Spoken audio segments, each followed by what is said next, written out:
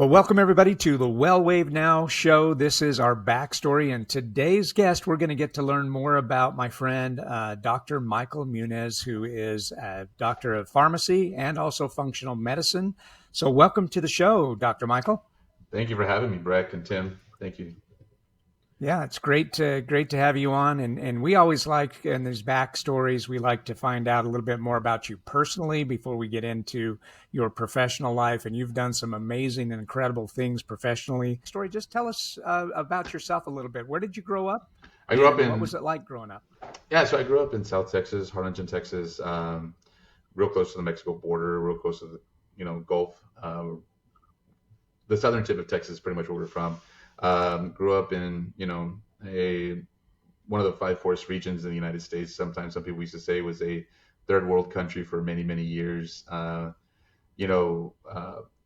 to high school down here in Harlingen, went to Texas State Technical College, got a degree in surgical technology. Then I did pre-med at UT Brownsville, and then ended up going to pharmacy school at A&M Kingsville. So we'll take you through that whole life here, Michael. But a little bit more back on the childhood. What was it like growing up there for you? Growing up, it was fun. Down here, it's the culture is very much, we're Hispanics. Majority of us, and I think probably 80 to 90% of the population would be considered just Hispanic. I mean, a lot of us, like my family, is from here. I mean, we've been here for probably 8-9 generations.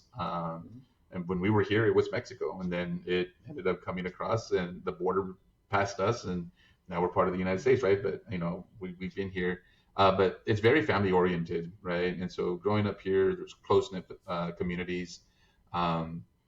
Everything is spread out, though. It's not like in these big old urban areas or even like metropolitan areas, where you have things close by. Here, everything was spread out, so to get around anywhere, you had to have a bicycle really as a kid, and riding bikes, going all over the place. We didn't I grew up in the days when we didn't have cell phones as kids, and your alarm to get home was when the street lights turned on, right? Hurry up and get back. And social life was a lot different too back then compared to it is now, with social media and all the other stuff, where back then we didn't have any of that stuff. So the only way you knew where your friends were at is you would actually see all the other bikes in front of their house or something, and that's where you knew that was where everybody was going to be hanging out at. But yeah, South Texas life was great. There's a lot of farming out here. We used to go swimming in the canal ditches all the time too. Like those were our swimming pools. Not everybody had a swimming pool like most of my friends do now. But yeah, even then going into high school, and very close knit. A lot of my friends still to this day that I hang out with are friends that I've, like my longest friend besides my brother. My brother and I have known each other since I was born. He's older than me, right? Mm-hmm. But then my next one is my buddy Gary, and Gary and I have known each other since we were about 3 years old, and we still hang out.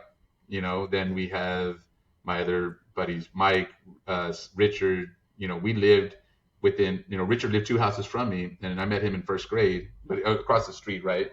And then Mike De La Rosa down the street about a block away, first grade as well, and we're still friends to this day, which is 40 years later, and people still freak out about that. So sibling wise, is it just you and your older brother, or do you have any other siblings? 10 years later, after I was born, my parents had my sister, and so it's been so there's 3 of us, yes. Yeah, and you're in the middle there, and what's your relationship like with your family? You're very close knit. Oh, very close. My brother lives in San Antonio now, but I go up to San Antonio, go visit with him quite often. My sister, she still lives here. She was trying to. She's actually in nursing school, So very close knit. We still are here. My dad passed away in 2011. My mom is still around. She's retired, so she helps a lot with the grandkids, and she just loves doing things. I have 4 kids of my own. My oldest daughters are 25, twin daughters. I have a 21-year-old daughter. She's doing radiology tech training right now, so she's working at an imaging center. And then I have a son that's 18, is a senior in high school, and so he's doing that right now as well. No, none of your kids are going into the pharmacy industry? Actually, my son, I was talking to him last week, and he actually said, "Dad, I think I want to go to pharmacy school." And I'm like, that's the first time I've ever heard that from him. And I'm like, well, and he goes, "I want to go shadow you." And but a lot of times, his friends come by and, they'll start talking about, health and wellness and telling them things. And they're just like, this is so cool. I didn't think pharmacy was like this. And I was like, it's not. Traditional pharmacy is giving you a pill for everything. I go, this is not traditional pharmacy. And they like that. You're They're a like, little bit different pharmacist. yes. And so when you talk to them about that, they get very excited, and then start talking about like peptides and others. Like, look, we can heal the body this way. We can do this, do that. And so, yeah. But, being down here in South Texas, I feel sometimes that we get people down here. We teach a lot of great doctors. We have a med school down here, UTRG med school. But then as soon as they're done, they leave, and they go back to their communities. And a lot of our people, leave here to go to med school, but they don't come back. And a lot of it has to do with reimbursement rates with insurance companies and all these other things. So, so I can see you're very, very focused on the community and helping the community and helping them grow. What do you think led to that from your basis? Who influenced you the most, and who were your influences? Yeah, my influence would actually be from my family. You know what I mean? My dad and his siblings were very close. My mother and her siblings are very close. My mom, she was one of 5, and my dad was like one of, I think, 9 or 10. But my dad's side of the family, the Muñizes, it's huge. I mean, we have family reunions where it's the Muñizes only, which is what would be my great grandparents. That was it, and we just had a family reunion a year ago, and I think we had close to 2,000 people there. And then, wow. Yeah, we take this big old photo in front of the church. So my grandparents and my great grandparents, they built one of the Catholic churches here in Harlingen that we all attend to, and so we all go there. And just being there, being a part of the church, Catholic community. I was an altar server too, and so always coming back to give back to the community. I left for a while. I moved to San Antonio for about 2 years, and then came back.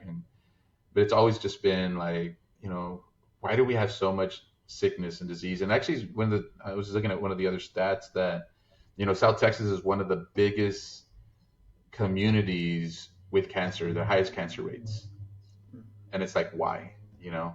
So we started looking at everything and started saying like, okay, but how can I help my community thrive in these environments, and get them to look at their bodies in different ways instead of just saying, here's a drug for this, here's a drug for that.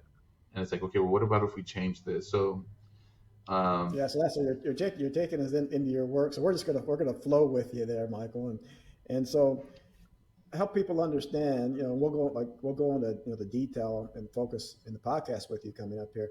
So just help people understand kind of what's the essence of your wellness work, and what do you personally get out of it?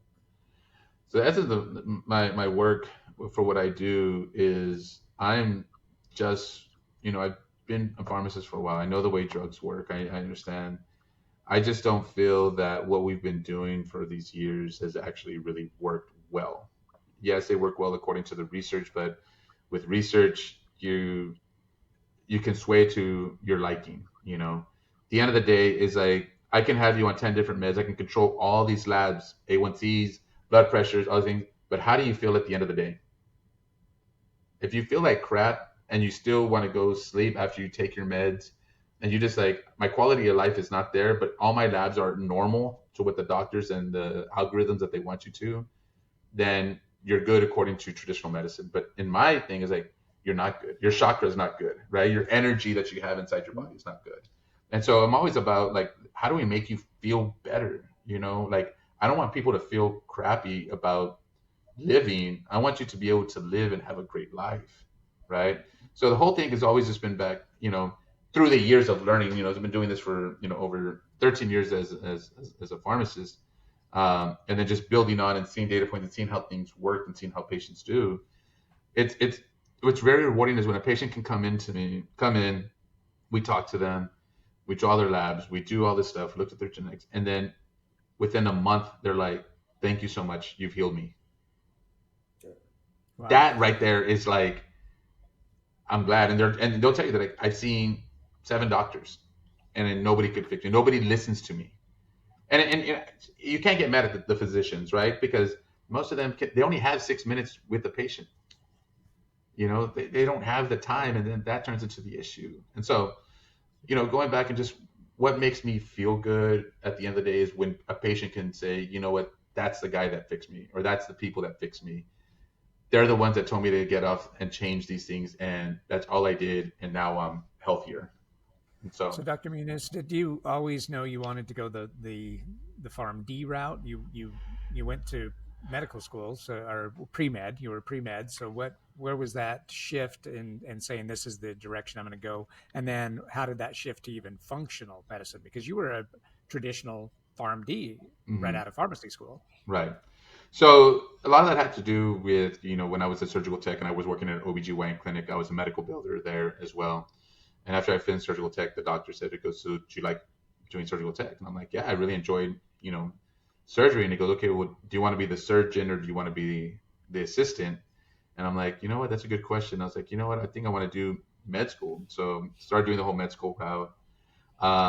But when I finished my undergraduate work, I already had 4 children. And, when I talked about applying to med school, my wife was like, she goes, if you go, you're going by yourself. We're not following. And it was a tough thing to do, so I couldn't just leave my son who was 1 year old. And so I looked at different things. And I remember talking to the doctor that I worked for, and I go, hey doc, what would it be like if you were to have a pharmacist in here? And he goes, that would be cool. He goes, but then I would have to give up my money to pay for a pharmacist, and pharmacists are expensive. And I'm like, well, why not? Why can't they bill? And he goes, they don't have a billing mechanism. And I'm like, okay, well, what if they did have a billing mechanism? And he's like, well, then, yeah, why not? Why not? And he goes, but most pharmacists that I talk to are dispensing meds. And I'm like, but, there's clinical pharmacists that do other things. And he's like, well, yeah. And I was like, you know what? So I'm going to put my, application in for pharmacy school. And he goes, really? And I'm like, yeah. And he goes, all right. And, it was an hour away from home, so I did that. Probably one of the best decisions I ever made, because I learned how drugs work and how these other things, when I look at mechanisms, to me, it's easy. I'm like following, okay, what's happening over here and what's happening over there. And I can see things. And so as soon as I finished, I went back to him and I was like, why don't we get pharmacists? And he goes, again, there's no billing mechanism. So in 2019, I went to my state rep and I said, hey, will you file a bill for us that gets us into the insurance code so we can bill for our services? And he's like, well, we haven't had discussions. And he goes, but look, I'll file the bill for you. He goes, but if I need you in Austin to testify and everything, you'll be here. And I was like, I'll be there for any kind of shareholder meeting that needs to happen. I'll be there. That bill went through the House, went through the Senate, no opposition, and we got put into the insurance code so we can medical bill here in Texas now for commercial plans, right? So then it's like, okay, how do we get into working with doctors, And it's just that's how everything kind of just moved into the more clinical. And so it's a big merging between medicine and pharmacy together. And I think we're just under-resourced or undervalued as pharmacists. I think there's a lot of great pharmacists that need to be in these doctors' offices. We see it in the VA system where, your pharmacists are the ones that are handling the treatment of these patients. But in the community, in the outpatient, we're not doing that. And I think we should be doing that more. I think we should let the doctors diagnose, because you know what? A lot of our patients say, I went to the doctor, he gave me a med, he said, I'll see you in 3 months. Well, that patient stopped taking the medication after a week because of the side effects. They left your nurses a message. Nobody ever got back to them. You see them 3 months later and nothing's changed with their stuff. I was like, but if you had a pharmacist on board, you can make that change. You can have them see the patient every month. You're not overutilizing care. No, you're helping manage the patient and get them to a more healthier, optimal level, right? But then once I learned all this functional medicine stuff, I was like, man, you know what? We missed the boat. And, a lot of our training is going back to treating the nutritional deficiencies and other deficiencies in our body and letting our bodies heal itself. I mean, the way God made us is he made us like these Ferraris, but yeah, we put Pinto, Ford Fiesta parts inside our Ferraris all the time, right? And so you got to start looking like, okay, what else do we need to do, and how do we optimize this health, right? And so when I got into it, I'm just like, you know what? And I have doctors who are like, yeah, but you know, you have a high patient with high blood pressure. You can't tell them to go start taking a multivitamin, start taking some magnesium, and you know, do this and that. I was like, why not? And he's like, well, because first line. I was like, no, first line is lifestyle modifications, nutritional deficiencies. And I go look at any of those guidelines. You're going to see that, and you are doing a disservice to your patients by not telling them what to take to address those deficiencies.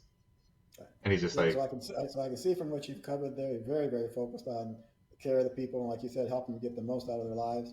Now, when you run into roadblocks on that and have some very challenging days, what keeps you motivated to pick right back up and do that?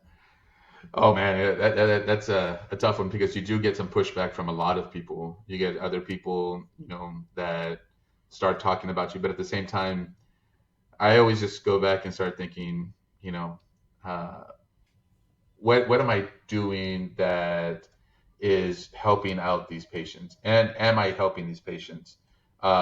At the end of the day, it's one of those things that if I can't, uh, if I let all the negative people just continue doing what they're doing, we're gonna have issues, and we can't allow that.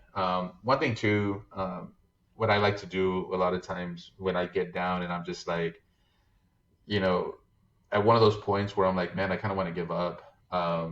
I always thank, you know, God for all of my wisdom that I've done, you know, and everything. So I always will recite like the serenity prayer and like, God grant me the serenity to accept the things I cannot change, the courage to change the things I can, and the wisdom to know the difference. You know, Mm-hmm. I do that a lot because you know what I'm doing works. What I'm doing is helping these patients out, and sometimes it takes a little bit longer, and sometimes these patients take a little bit more, uh, you know, work. But at the same time, like I don't let the naysayers stop me. And then I have a you know we have a lot of physicians that back us up, and then we have some physicians that are kind of like pushing away. I would think the outcomes would definitely, be the motivator, right? You For see sure. somebody fully changed because of the outcomes. So, do you have a dream project or a goal that you want to achieve? Uh, Man, a dream project. Uh, yeah, I mean, my dream would actually be to have all this stuff accessible to everybody and have, you know, really patients have a place to go and just do these basic things. And a lot of the things is, you know, I don't tell doctors, you know, that they're doing things wrong. It's just that they're doing the great things of what they were taught. And these are things that they weren't taught. And so it's like, okay, so how do we help you, right? Um, a big dream, which for me and is teaching others how to do this and get them to understand how the bodies works. And I think we've done everything that we've um, needed to do, and I think we've done great things in medicine. Don't get me wrong, medicine is great. You know, we've done great things for acute care, for infections. You know, we've done a lot of the great things, but I think in the chronic care space, there's a lot of things that we've been missing out on. Yeah, back to your message of teaching. I believe I heard you say to me earlier that you're actually planning a instructional opportunity to bring more pharmacists in to learn more about the functional side of pharmacy. So that would certainly, I guess, fulfill that dream, right? Is to teach others how to do what you're doing. For sure, 100%. It's always about teaching. I love teaching. You know, that's to me, it's you know, it's one of those things. The more you teach people, the more you learn. And then you go and you learn from somewhere else, and someone else tells you, "Hey, look, I came across this. Okay, yeah, let's try that." And working together, collaborating with people, with like-minded people. So, you know, working with Vanessa has been great because you know she's like-minded. You know, we have been looking for other doctors that are very like-minded too. We've found a cardiologist that's very like-minded, an endocrinologist that's very like-minded. But again, that's just a small little group in our community that we need to continue growing and teaching and putting all egos aside and saying, you know what, like, look, this may not be the thing, but let's try it and see because everything that we've already tried isn't working. Now you mentioned Vanessa, so for people listening, so who's Vanessa, Dr. Michael? So Vanessa Covarrubias, she's my business partner. She's a PA. She runs Healthy Vida Clinic. She sees patients, you know, telemedicine. She's only licensed in Texas, so it's all patients from Texas. We do have some winter Texans that come down during the winter and then they go back home. She does telemedicine visits with them as well. Um, but you know, she's done functional medicine as well, so she is fellow with American Academy of Anti-Aging, which is A4M as well. So she's done all those things just like I have. All right, great.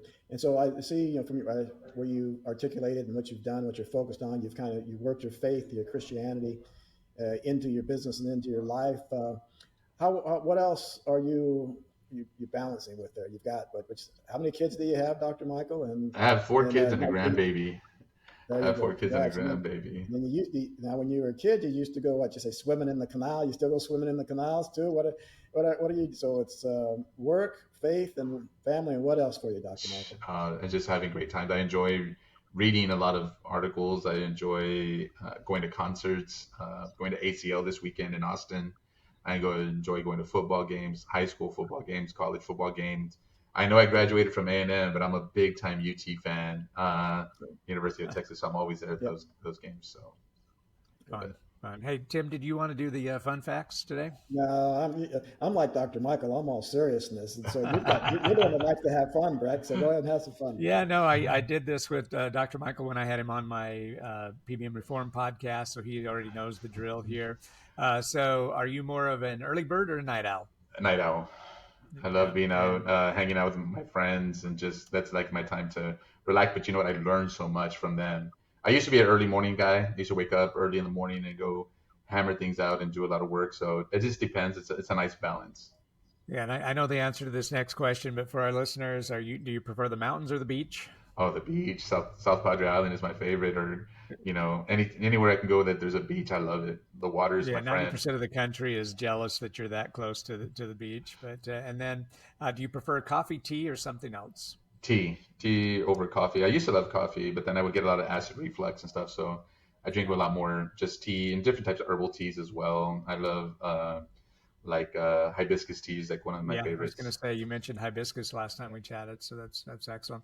Well, Dr. Michael, it's been great to have you on, learn more about you and your background, and look forward to having you on the WellWaveNOW show here in the near future. And so thank you so much for your education today and helping us get to know you a little better. And until next time, everyone, stay curious, stay empowered, and remember, wellness, it's in you.